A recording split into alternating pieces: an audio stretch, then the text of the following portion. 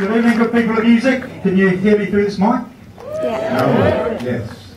Good, my name is Phil Alexander. I'm the editor-in-chief of Mojo magazine for my sins.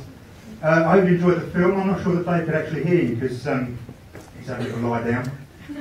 So you may have to applaud thunderously for him to wake the fuck up.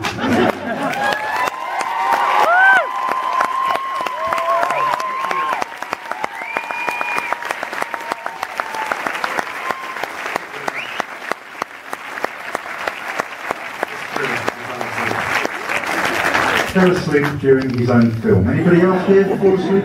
I've only seen it 600 fucking times. I know how it ends. You made it. I did, it's true. But let's talk a bit about the ending. I mean, I guess the way this is going to work is I'm going to sort of get the ball rolling, and then these people have probably got about 200 questions to ask you, so it could be long. But let's talk a bit about the end there, where you're playing with Paul McCartney. Yeah. So when he turns up, does he sort of like to rock out a bit more with you? Is that what he does? Because it's not his natural thing, is it, at the moment?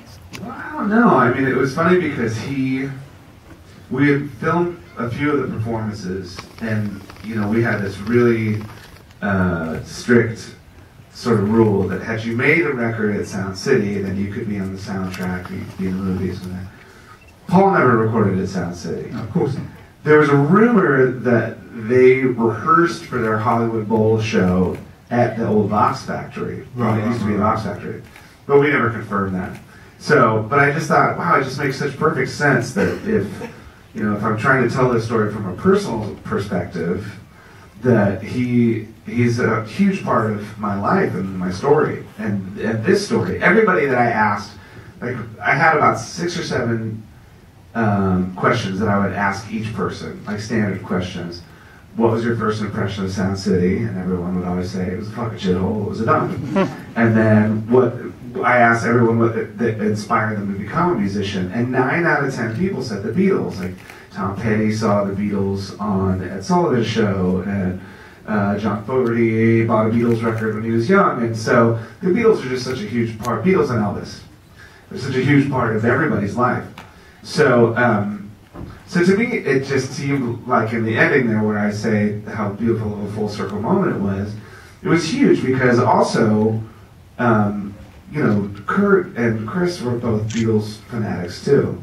So, and we used to mention that, like we would talk about that in interviews. You know, people thought we were just into like Husker Du and Black Flag and the Pixies and stuff, but really the foundation of what we all did was the Beatles.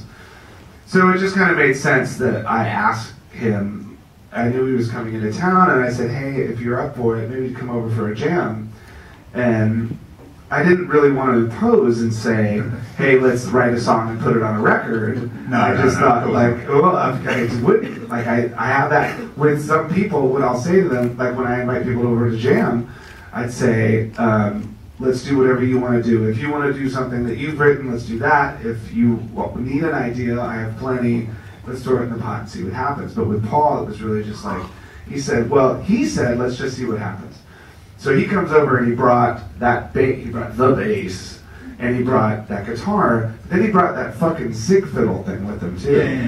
And which, it was so awesome because he decided, well, I think I'm going to do this, I'm going to play this. And to me, that was so much more adventurous than just saying, hey, let's bust out an old rock and roll cover, or hey, I'm going to play my bass. He was like, fuck it, let's get weird, I'm going to play this thing.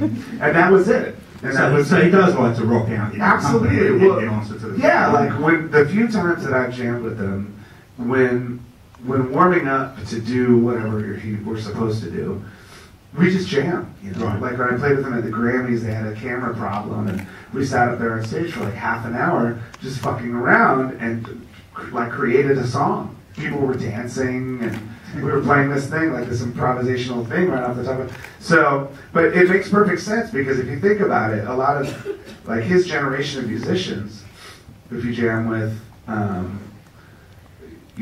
Paul Jones or Roger Waters or a lot of those guys, they're pioneers. They don't just want to do. Those guys get a lot weirder than people from my generation. So it's hard to understand. Like it's hard to. it's hard to believe that someone who's 68 or 70 years old can be more musically outgoing or groundbreaking than like some dude that's in like a modern band now and has a funny fucking haircut. But it's true. Like those people, they were pioneers. We wouldn't be here if it weren't for them. So that's what I thought was so cool. And I mean, that was a 3-hour session that we cut down into 8 minutes. But it was the perfect day, you know. It was like, come in, jam, turn it kind of into a song, rock it out, and then leave. And he was so into it. I was so excited because then a few days later I saw him at a party and he was carrying the CD around with him in his pocket, like, check it out, I got the CD. And for me, personally, I mean, I used to do that with my Beatles records, like, fucking Beatles record, you know? And now he's got this CD with us on it. I was just like, wow, it was amazing. Did he let Chris use the bass? Shit, no, nobody touched that bass. I was scared to fucking look at it. But no, Chris used his big bass. Yeah. So when it comes down to the sort of roots of the film, you explained it at the start, really, that it was kind of going to be a short film, done on YouTube, all that kind of stuff. At what point did you realise, I mean, it says, story, Dave Grohl, so you wrote this. You know, it's funny, I did, and on the other day I was cleaning out my garage, and I found my journal from when I was coming up with the idea, and when I came up with the idea, and actually my mother had a lot to do with it too. Right. When I bought the book, it's funny, it was true. My mother was a public school teacher for 35 years, and she taught creative writing, and she's an English teacher, and public speaking coach, and all that stuff. So when I told her that I was going to make a movie about the studio and about the board, and then I was going to invite everyone back to make a record, she said, okay, well, you know, you don't start the movie by saying you bought the board, right? You tell the story of the studio, and then they close the studio, and then you rescue the board, and then invite everyone back. And that was my mom. I was like, oh, yeah, okay. So, and then I wrote this outline of the entire story. Because it's chronological, it all sort of lined up perfectly and made perfect sense. Like the discussion, the history of the studio, the discussion of technology, because that parallels chronologically the history of the studio. And the ebbs and the flow, like the studio became really popular in the 70s, and then towards the end of the 80s, it wasn't so much anymore because they never upgraded their shit and everybody else was using digital stuff. And then Nirvana comes, and their business blew up again because everyone wanted to go back to analog, and then ultimately 2 years ago they closed because they couldn't really survive. So the outline made perfect sense, and when you think of all of those albums in chronological order and all of these people telling the story, it's, you know, it all comes down to when the studio closes. And then to the part 3, we sort of looked at it as in 3 acts. The first act is the history, second act is technology, third act is performance. And in the performances, what we were trying to do is we were trying to demonstrate all of those things that we had talked about earlier in the film. So the idea of like collaboration or feel and all of that shit that you could talk about until you're blue in the face, but then when you actually see it happening, you don't have to explain anything. You know, to have Paul come in the room and come up with a song with me and Chris and Pat in a couple hours, like, that sort of says it all. Or to watch Jim Keltner just do a shaker track. Like, you didn't need to define feel, you just need to watch him do that. So, it was pretty fucking easy, the whole entire thing. It really was. And it went, I mean, it went pretty quickly from being a really small idea to an entire movie. Because at first I thought, oh, I'll talk to Butch and Novoselic, and we'll just talk. And so we just talked. And then, meanwhile, I'm emailing fucking Rick Springfield and, you know, Barry Manilow and people like that, and they're all calling back. We'll come on to that. Yeah. So, but they're all saying like, yeah, sure, I'll be in your movie. So then now I've got 40 fucking people I have to interview, and that's when I realized, okay, this isn't really a short film.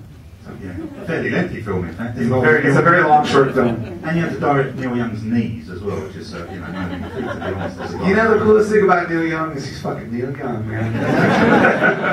When he shows up for the interview, it was like sandals, and it was in Hawaii. We had to fly, everybody else just came to our studio, and we found another corner to shoot them in, you know. But Neil, he was the first person to say he'd do it, and he was the last fucking one we tracked down. It took us a year, and we had to fly down to Hawaii. We had to fly to Hawaii. But Barry was very keen, apparently. For a man who only made one record at that studio. Yeah. Anything musical, Barry Manilow is totally there. He's there. Like, if he donates instruments to schools, he'll play a fucking 3-hour set, and you know every single song that he plays. He's a badass. You know it. You'd be surprised. I remember when there was this Clyde, every year they have this party before the Grammys in America. It's called the Clyde Davis Party. And it's sort of like the office party for all of the people on our label. But then crazy guests will show up. Like, there's Laverne and Shirley, and then there's fucking Michael Jackson, and then there's the guy from the fucking... And one year, Barry Manilow played. And, like, you know, the rockers, like Pearl Jam were over there at a table, and we're over here. And Barry Manilow started, I swear to God, by the end of his set, we were all... you just know every one of the songs. He's a great dude. That's it. Disappointing to see that he isn't actually, you know, he doesn't turn up at the studio and rock out. Well, here, I'll tell you, this is going to make it even harder to the stomach. Yeah, the most disappointing thing of the whole entire Sound City film was I was this fucking close to getting Barry Manilow to record a song with Weezer. It was so fucking close. I had it. I thought it was going to happen, and it would have been huge, dude. It would have been fucking huge. But all the wrong reasons. No, it would have been... Well, you know, the funny thing is that Barry Manilow also writes commercial jingles. He's famous for them. He wrote, like, the Coca-Cola theme, the fucking McDonald's theme, the fucking Band-Aid's theme, like, all of it. He wrote all of those little jingles. So he wrote the State Farm insurance theme. You've probably never heard it. It's everybody in America knows it. And so Weezer covered the State Farm insurance thing. So when I had fucking Rivers and the Weezer guys come over to interview them, Rivers is like, who else is going to be in the movie? Well, blah, blah, blah, blah, blah, and Barry Manilow. And he's like, Barry Manilow? I was like, yeah, you know him? And then, you know, and then when I talked to, and then he said, oh, Barry Manilow. And then when I met Barry Manilow, he's like, I love Weezer, we're great. And so I couldn't never get it. That's the Muppet version of Barry Manilow. It's kind of like a Muppet. A wonderful man. He's kind of like He's amazing. Yeah. So were there any collaborations, with the exception of Barry, of course, that really didn't come off? I mean, obviously you're on film, so you can tell us. Well, I mean, no, we got what we got. You know, there were some other people that we started to jam with, we didn't have time to finish. We jammed a little bit with the Rat guys, but that was only one night in the studio, and it didn't pan out into a whole song. And but pretty much everything we set out to do, we did. And one of the things we're really proud of is that we did all of that and a record in like under 16 months or something. And I look at filmmakers or people I know who make movies, and they just get like stuck in this fucking slog of like year after year trying to make these things happen. And fortunately, because everyone was so passionate about what we were doing, I mean, it's a pretty simple project, really, like to tell the story of this place that we're all really familiar with. But we did it really quickly. We had a great team. Paul Crowder, the editor, was fucking awesome, man. He's from here, and he's probably best known for Dogtown Z-Boys and Riding Giants, two really great documentaries. But he's also an audio engineer. So he worked at Trident Studios. Oh, right. And so he knows his way around a studio. Like, he could engineer a session. So if I had to do a section of the film about like drum sounds, I'd just say, hey, Paul, I need to cut together a drum sound thing. And he'd go, okay. And he'd do it real easy. It was easy. I suppose when it comes down to sort of, you know, the idea of directing, how did you approach that? Because it isn't something that you've done a million times. I mean, you've made 1,000,001 videos and you've seen people do things, but this is kind of, you know, it's gone from being what some people would say, oh, okay, you're having a bit of a laugh initially, to something it's a proper film. So well, you know, I honestly think that, I mean, I don't know, because I don't know what a director's supposed to do, really, other than assemble a team and make sure everybody's on the same page and visualize the idea that you have in your head and make sure that it feels right and it looks right and it sounds right and everything seems right. Like, just to try to actualize the vision in my head, you know. Fucking anybody could do that, you know.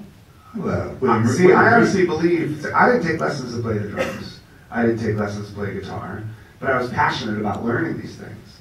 I'm a high school dropout. I never finished high school. So to me, the idea, to what my mother always told me, was that, you know, school isn't supposed to teach you like specific things that you need, that information that you have to retain for the rest of your life. Because I guarantee you, 100% of the people in here forgot half the fucking shit they were like struggling over in high school and how it applies to their life, you know. The idea of school is to teach you how to learn and how to continue to learn so that you get those skills on how to learn something, and then you continue to use those skills later in life. And so if you're passionate about doing something and you're driven and you're focused on it, then I think you can do fucking anything you want to do. So I'm lucky because